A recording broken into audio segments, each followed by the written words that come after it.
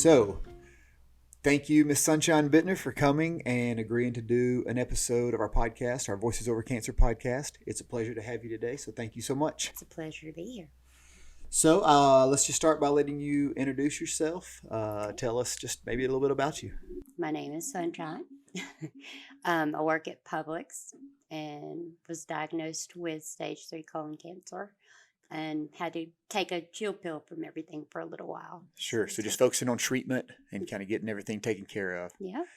So, first off, your name, Sunshine. Where did that? Can you tell us a little about your name? Sure. I was born in Mobile, Alabama in the middle of a hurricane in 1976.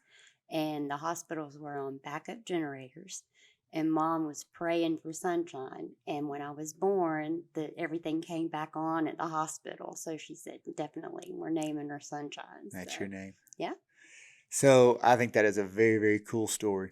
Also, it suits you so perfectly. So you work at Publix. Uh-huh. I shop at Publix. And when we got a phone call, a referral from the cancer center, connecting us to you, they were just kind of giving me a little bit of information. And, they said your name was Sunshine. I thought, oh, that's cool. And they said, she works at Publix. And I said, okay, her name's Sunshine and she works at Publix. I just immediately kind of envisioned you because I've been shopping at Publix. Have you been there since they first opened, or how long have you been there? Oh, yeah. I was there a year after they opened. Okay. So I didn't get to be there for the initial opening. Right. But you've been there for a while. Yes. And 8 years now. 8 years. So definitely a while. So I've got twin boys. My wife and I have twin boys. Yeah. And Watched them grow I up know from you have. that. So ever since we were in the little 2-seater racing grocery cart to now they're walking around looking at Pokemon cards. Yeah. But when they said Sunshine and Publix, I thought, I bet it's the lady who I always see at least one time a week. And you always give me a hard time because you're like, are you getting all my Lunchables again? Yes, right. The ham and cheese. The ham and cheese. And literally, I was like, I bet it's her. And it made me smile that I'm like, I've got to find out if this is who it is. But then also my heart broke a little bit. I'm like, oh no, I hope she's not having to go through this journey. And so I reached out, gave you a call, and just said, hey, we got a referral from the cancer center. I wanted to reach out to see if we could offer any support. And I said, question for you. I said, so you work at Publix, what do you do? And you told me what department. I said, I think we probably talk at least once a week. Right. And you said, I know. And I said, she's like, well, who are you? And I said, I got the twin boys. And you always give me a hard time about buying all your Lunchables. That's how I knew it was you. And you said, like, I know you. Say no more. I got you. And I immediately felt like, you were part of our Summit Quest family immediately because I knew you. And definitely was sad that you're going through this journey right now, but also knew that the spirit that you have is unbeatable. I'm going to fight it every 100%. There's no doubt. As soon as you meet you, you just have the sunshine personality, but also you can just tell you're not a quitter. No. And so that's and I try to rub off on anybody and everybody that I can. And you do. I've seen, I watch people a lot, being in the grocery store a good bit. Your interactions with just everybody who walks by you, it's special. You can just tell that you have a gift of connecting to people. Thank you. And so, thank you. So, tell me a little bit about when were you diagnosed? I was diagnosed back in July, right around July 10th, I think, because I went into the hospital on July 8th. Okay. And it took them a few days, doing tests and everything. And Dr. Obi found a massive tumor in my colon. Right. And then he had Dr. Brock jump on it right off the bat to get it out of my body. And then they sent it off and was just like, yeah, this is stage 3 colon cancer. And it was considered a wild type. And I didn't know what that meant. I don't know what that means. What does that mean? Wild type means that it can spread rapidly through your body. Okay. So with them catching it the way they did, even though it had already affected my lymph nodes, they caught it before it spread any more. Okay. So we're hoping within the next month, I have 1 more month left of treatment. So they're hoping that with the scans, they're just going to show that it didn't spread anywhere else. Sure. So. Okay. So you were telling me a little bit that you have a daughter and you have a son, Mm-hmm. and I remember actually talking to you at Publix one day. and you said, "Hey, I'm about to go on a trip," and we just kind of got to talking. And so your son is in the military, and Yes, where is he stationed? he's stationed in Colorado Springs. Okay, and so you got to fly out there, and you got to spend some time. And this was before you were diagnosed, Yes, this was in June. He flew me out June, I think, 10th and the 11th, and we went on a big mother son family camping trip like we right? always do. We do it every year, Right? but this was the first year that he had been back from Korea and stationed in the States to where I could actually go and do it with him. Gotcha. And he took me everywhere. And you said though it was an amazing trip, but you felt like something was off. And when he saw you, He he's told like, me, yeah, "Mom." yeah. When he picked me up from the airport, he was like, "Mom, you don't look like Mom." And I was like, "What do you mean?" He goes, "You just don't look right. Your skin color don't look right." I was really, I lost a lot of weight. Sure. It was down to like 103 or 4 pounds, and that's not like me. Even Right. though I'm only 5'2", 103 pounds is I look like a skeleton Right. Right. basically. Um, and I said, "Well, don't worry about it. Let's just do our trip. And when I get back, I'll go to the doctor Right. and see how what they say." Of course, I didn't. You did. You got sidetracked, got to That's get back to work, got had to to take get care back of to work. stuff Yeah. until it got to the point where you're like, I need to go to the emergency room, right? Yeah. I actually had called Mom. She was house sitting for my sister in law, watching over her dogs while they were on a family trip. So I was at home by myself and I wasn't feeling too good. It was like July 6th or 7th, and I started running a fever, got in the bathtub, and I couldn't get out of the bathtub. Uh, I was literally, I had to call her and say, "Mom, you need to come home and get me out of the bathtub. We're going to either have to call an ambulance or something."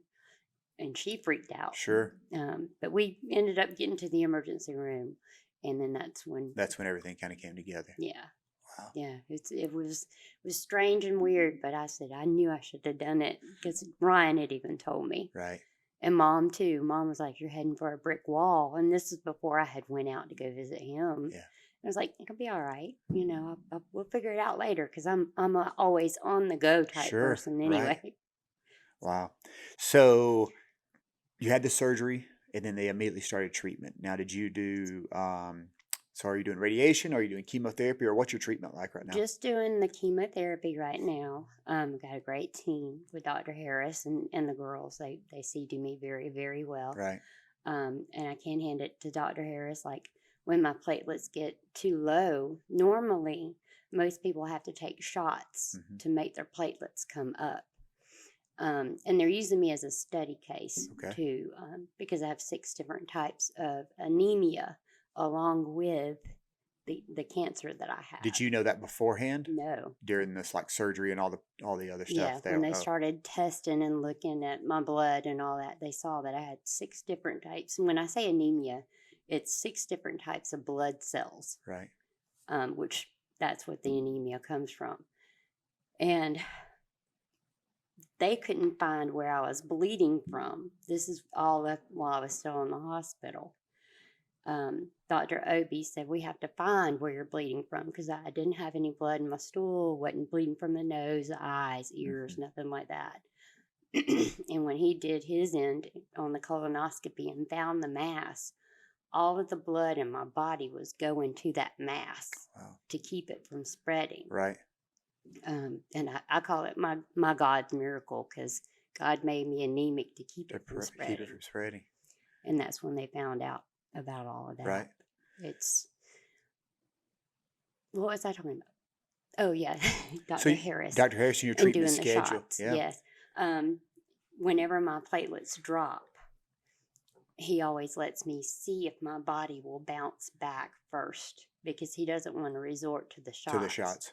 Which it has. It's always bounced back. I've only had it happen twice going through all of my cancer treatments. But every single time I bounce back so quick that he's like, "All right, let's sock it to you again." Yeah. I'm like, "All right, let's do it." So what's your schedule? If your platelets and everything are good, what is your schedule? I usually go in on a Tuesday or Wednesday. Now that with my platelets being off, Right. it's Wednesday. Now, at first it was Tuesday. Every other Tuesday I would go in and get hooked up. Now it's every other Wednesday.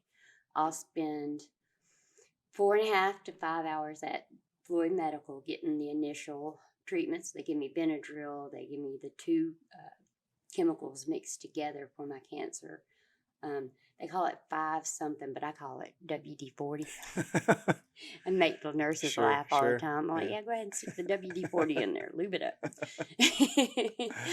And then I go from there and I go back to Dr. Harris's office, and they hook me up to a little pump that is connected to a port in my skin that I keep on for 3 days. Okay.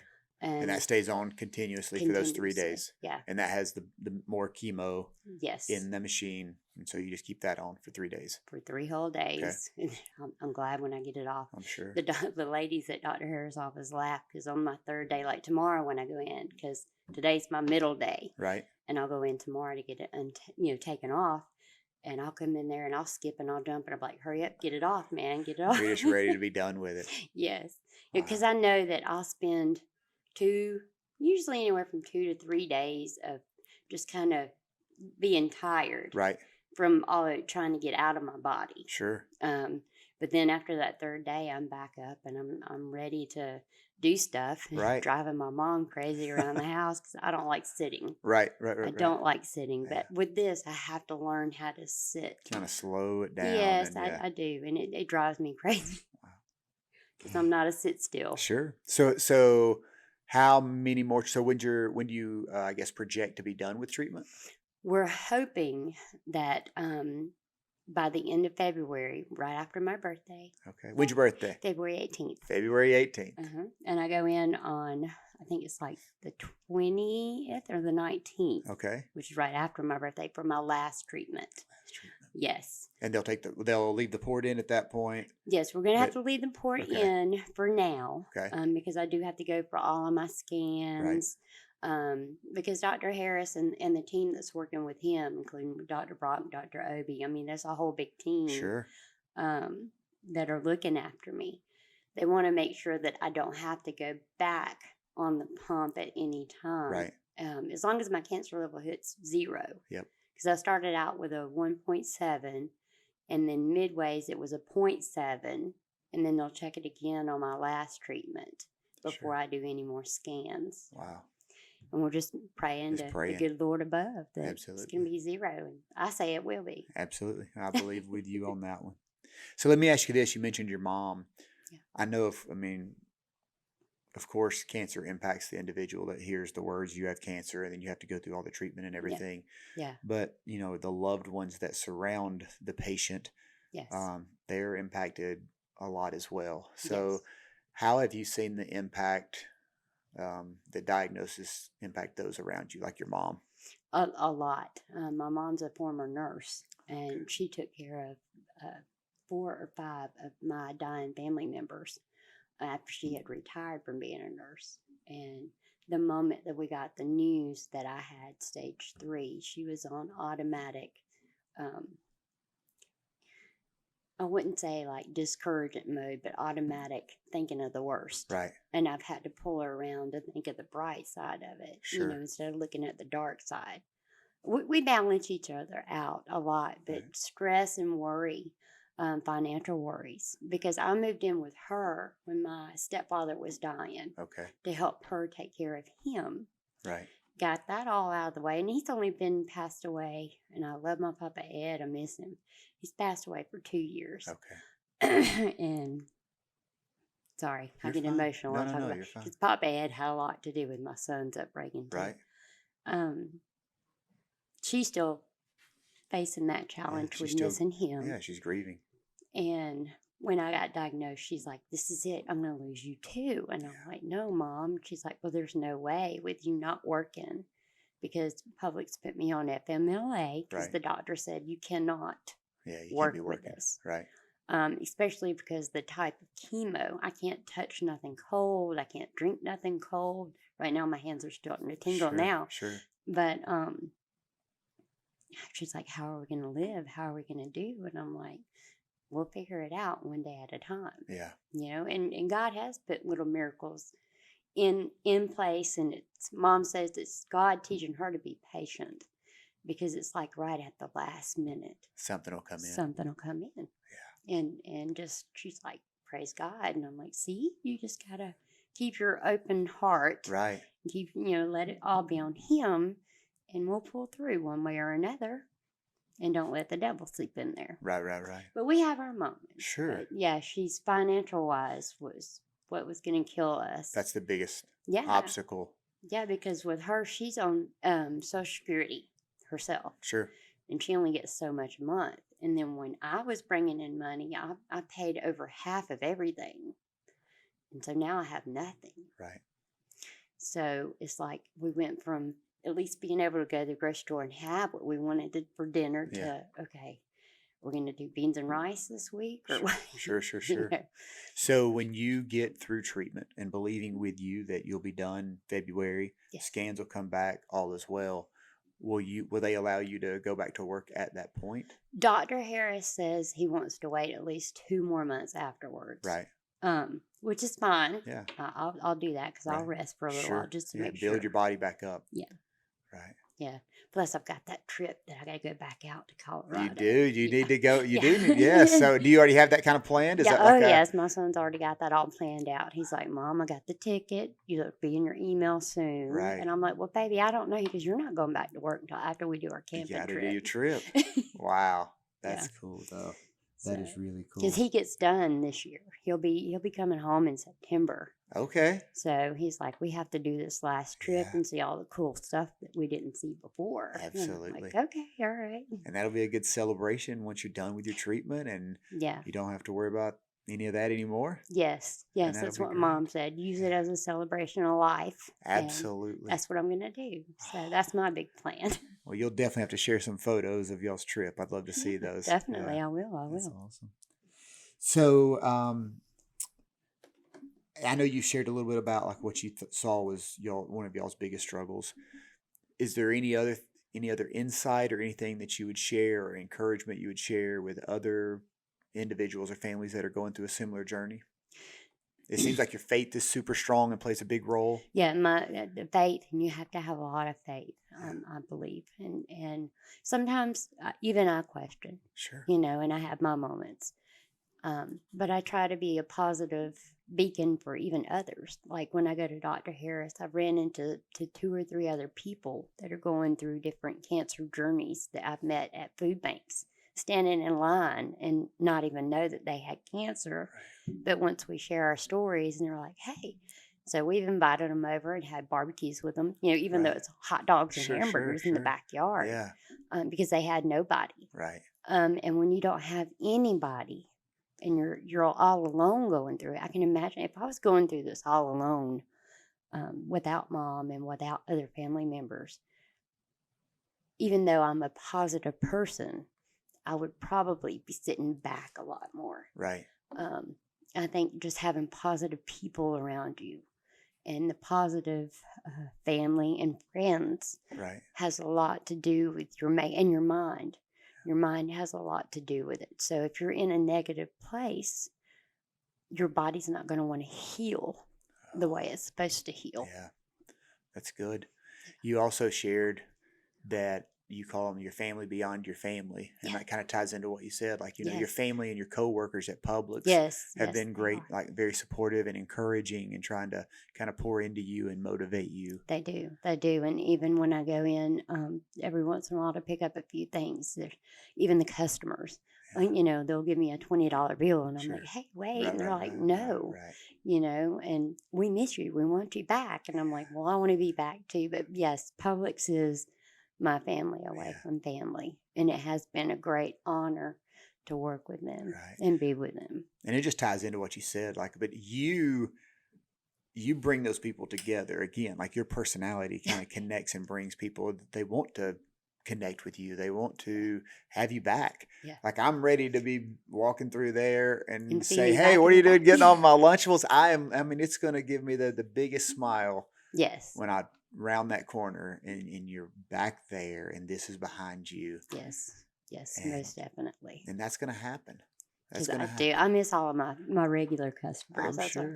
I'm sure. I've even had a couple, one of the ladies that comes in all the time, and I seen her when she was pregnant, and her daughter now is like 5 or 6. So I watch her kid grow up too.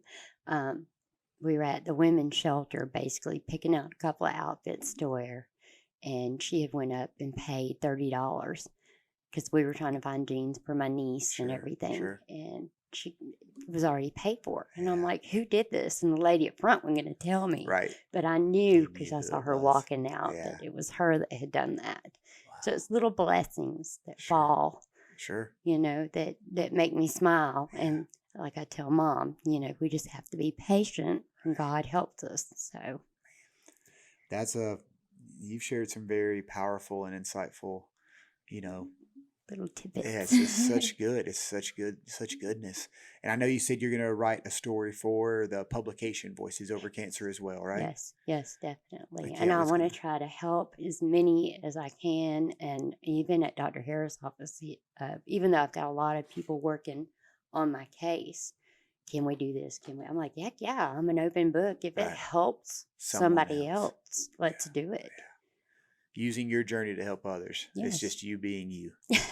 That's awesome. Thank you. Was there anything that you'd like to share? I mean, it's okay if there's not, but I just Yeah. always at the end, I just kind of, You want to see at the end? yeah. Just being able to maybe be my favorite Bible verse is Matthew 5:16. And that's let your light so shine before men that they may see your bright works and glorify your Father which is in heaven. So my advice would be to everybody, be the bright light, no matter what you're going through. Right. So that you can help others, even if it might not help you. In your heart, it does help you. Right. So yeah, that's my last and final thought, I would say. Well, that gives me cold chills, and I can't follow that with anything other than gratitude to you for coming today, sharing your story, and being such a source of encouragement for others who will watch this or listen to this. I want to thank you, and again, I can't wait to round that corner and hear you give me a hard time about buying all the ham and cheese I've Lunchables. learned. I used to order extra. Thank you so much. We're praying for you, Thank you. and we'll see you soon out there. No, definitely. All right. Definitely. Thank you, my friend. Thank you.